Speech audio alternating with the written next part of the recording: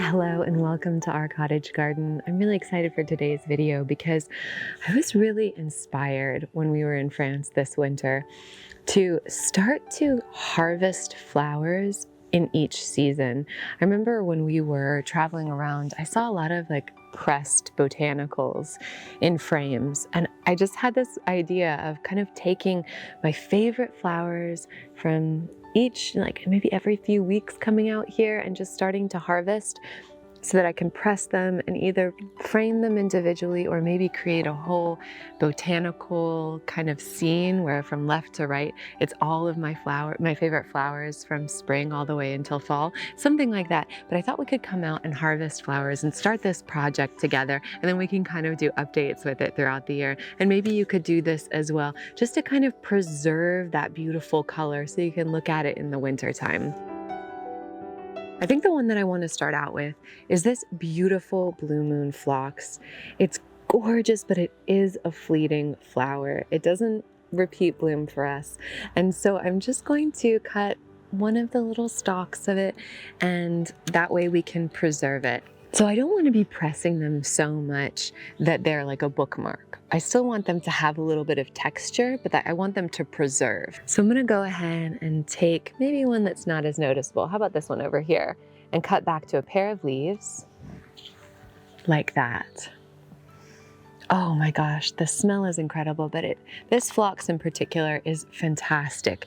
A lot of our phlox, especially our summer blooming phlox, they are really susceptible to powdery mildew and rust. Lots of fungal issues because we stay so wet here on the mountainside. But this one, it blooms beautifully in the spring. Then it stops blooming, but it's just this cushy little green pillow throughout the rest of the season. It never is afflicted by rust or powdery mildew. And earlier when we had our phlox in the borders, now we've moved them onto the hillside, we had them just about 4 feet away from this pair of phlox. And those ones were horribly afflicted. These ones never got it. So they're just very, very resilient. Blue moon phlox, spectacular. So I'm definitely going to preserve this. And I think next up, we're going to get some forget-me-nots.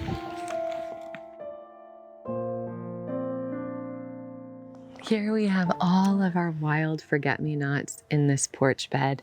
Now we've been gathering them over the years and filling this up, and it started out with just a few plants and they've just spread exactly how I wanted them to. It's really, really gorgeous. All the pollinators love that early nectar in the garden, and I just think they're so whimsical and romantic. So I'm gonna go ahead and cut one of these back. Boop. Maybe I'll get a different one, but I wanted one that had a few buds on it still, because those soft kind of pink buds are just really charming. I just love how they unfurl like that, kind of like bees' friends. Ugh, how gorgeous. Lovely. Okay, next up is just over a little bit in this bed.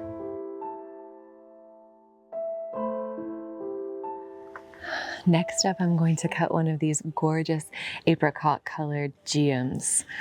These are just little rosebuds of flowers, and they are so spectacularly gorgeous with the ruffly heart-shaped petals coming together to form this just quintessentially cottage plant.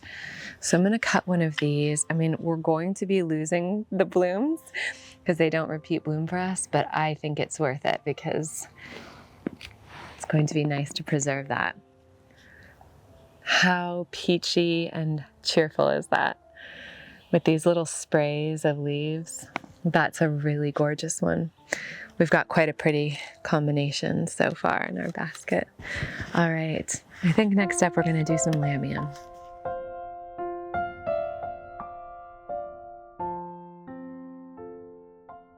Now, Lamium is one of those ground covers that we've repeated all around the garden because it's just such a doer for us. It performs so beautifully, and it's just incredible to see this carpet of purple that the pollinators are just crazy about this early in the season. It's so beautiful, very early flowering, perennial for us, and these silvery leaves actually are pretty reliably evergreen for us here in Vermont, Zone 5A. So I'm gonna go ahead and just take one of these stalks. I wanna leave a lot for the pollinators because like I said, they're crazy about it. But look at that. They do look like a wild nettle. They're called dead nettles. And so you can see where that comes from. They are just so romantic, so like cottage, woodland, beautiful, whimsical, enchanting, just little, they almost form on these little crowns of purple flowers. The buds are so charming, and these silvery fuzzy leaves are really beautiful in the mint family, which you can tell because if you kind of move the stem in between your finger, your thumb and your forefinger, you can see that it's a squared off stem, and that's an indication that it's in the mint family. But yeah, these beautiful sort of little lip-shaped leaves, like a salvia. They're just really charming and dainty. And that's going to be really, really gorgeous. Can't you picture that in just like a tiny little ornate golden frame like that? With maybe some recycled paper backing it. That's beautiful. All right, let's keep harvesting.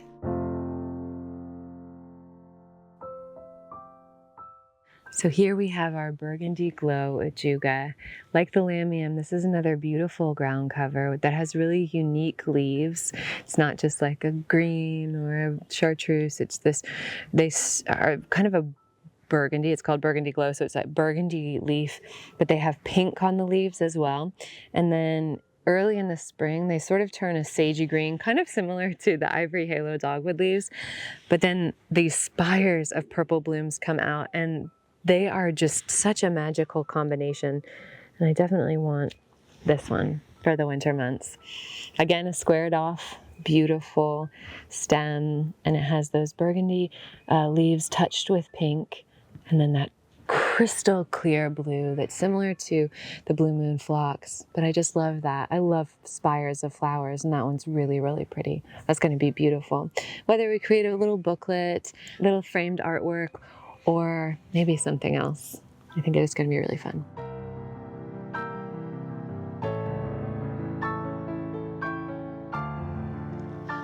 All right, here in our shady bed, I've got a couple of varieties that I'm definitely going to say, this is my favorite plant. This is the Spessart geranium, or so I think. You know, we got them, 2 of them unnamed from a farm stand when we first moved here to Vermont.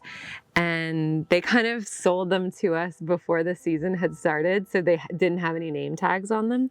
But it's a beautiful scented leaf geranium, and I think it's a Spessart. Ivory, beautiful ivory blossoms, and then this rose-colored bud. They are just so beautiful. The leaves smell insane. And so I really want to cut, I know I'll be sacrificing blooms, but I do kind of want to just cut one of these that has the buds on it, and a couple of leaves, because the leaves really are incredible. That's really sweet. I think that'll be nice. And then the other one here is this pulmonaria. This one is just spectacular. It's starting to go over, so I want to go ahead and make sure that I get some of it. But the bumblebees love this plant. And I love the kind of different multicolored flowers on each little cluster. So you have, they start out pink, then purple, then blue. And these, you know, it's called lungwort because it has these, they're lung-shaped leaves with silver spots on them. Really beautiful. And then I have another one at the other side of the bed. This here is one of my all-time favorite spring flowers, Tiarella. Oh my gosh, they are just enchanting. They look like little tiny miniature clusters of pink grapes. And then these gorgeous sprays of flower. They are just so enchanting and whimsical, and they're so, so tiny. So I'm definitely gonna take one of these. I want one that has both the closed buds and the flowers that are open. And I got a little leaf on it too. That's so sweet. That's just such a magical flower. I was going to take some Jacob's Ladder, but I think I might leave that for next time. All right. Oh, while I'm here, here are some wild violas, and I think I'm going to take one of these as well. They're little white ones with splashes, like sort of like Pollock style splashes of purple on the petals. Very whimsical. And they have this sort of upward shaped trumpet. They're really cute. So we've inherited so much lily of the valley, and it just takes over the whole back of our cottage borders. I think it's so enchanting and whimsical. I love how thickly and vibrantly green it fills up the back of these borders. It holds water droplets so beautifully, those leaves. And now the little stalks of fairy-like flowers are starting to bloom. So I'm definitely going to get one of those. Maybe not with a leaf, but we'll see what we can find. We have lots to choose from. They haven't fully started blooming yet, but here, I've got one that the base has started to bloom. There we go. See how the little base of it has started to bloom? It's not got a scent on it yet, but it is just so magical. Just like the summer snowflakes that we have flanking our cobblestone pathway, these kind of look like little fairy lanterns. Can't you just imagine a little parade of fairies carrying these? They're so, so sweet. So that'll be a nice one. Maybe I'll get one more. Ooh, there's one that's more in bloom. Okay. We have a decent amount of flowers to press. So let's go inside, maybe we'll make a cup of tea and let's press these flowers.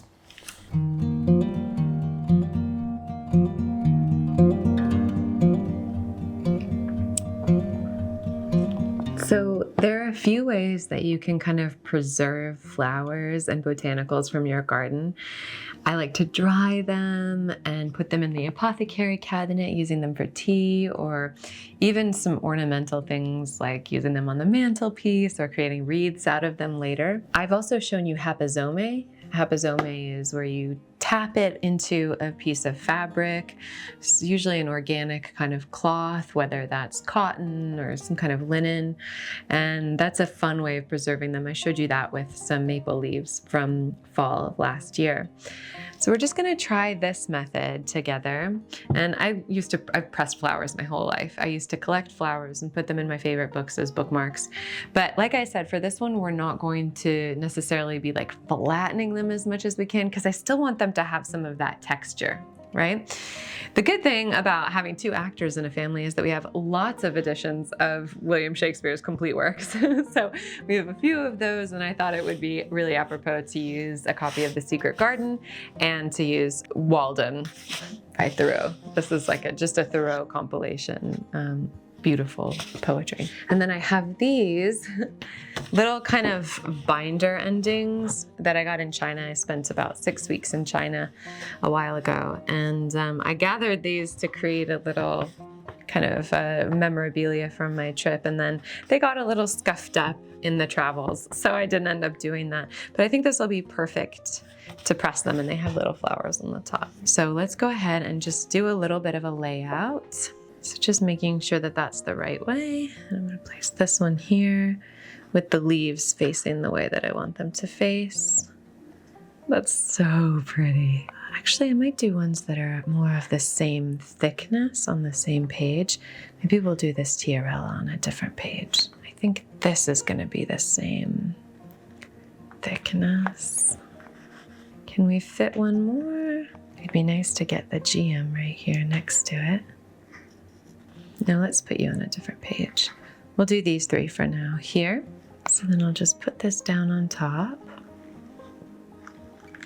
And then I think we'll do William Shakespeare. And another copy. Great, so I'm gonna move this aside and we'll work on our second one. Take a piece of paper now. We'll do our really beautiful geum, making sure to face that happy flower directly up. Oh, that is so gorgeous. I love the way that flower looks. And then our forget-me-nots. Let me see if I can just make sure that all the flowers are facing upward. I think that'll be fine. And then maybe this geranium, flattening out the leaves. And we'll do the other forget-me-nots here.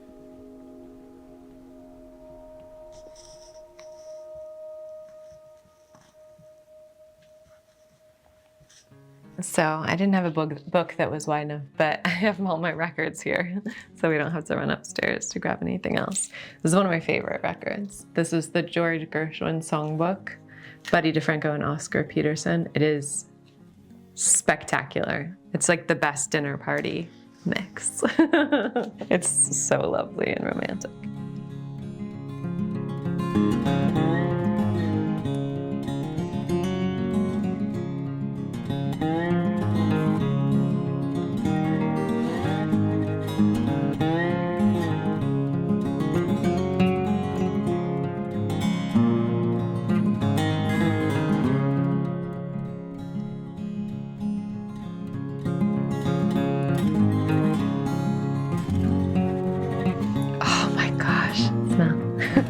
Oh, wow. This is good, right? Yeah.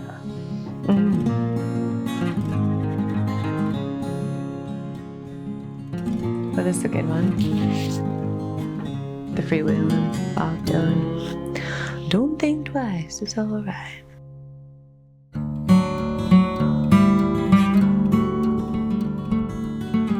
I'd love it if you maybe join me for this. Let me know how yours turns out, which flowers maybe you chose to harvest and how you chose to preserve them. Maybe you're gonna dry them and save them for a wreath.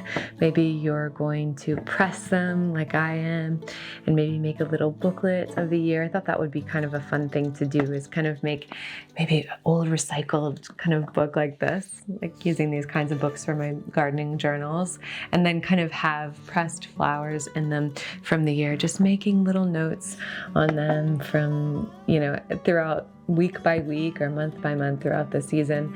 I love looking back at videos that I make and videos I make on my phone and all my photos throughout the year, especially in the winter time, which for us is like 7 months of the year. So it's really nice to have those memories captured so you can go back and relive this beautiful time of year throughout the year.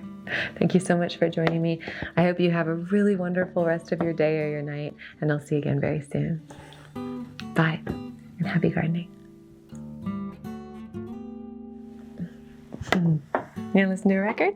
Yeah.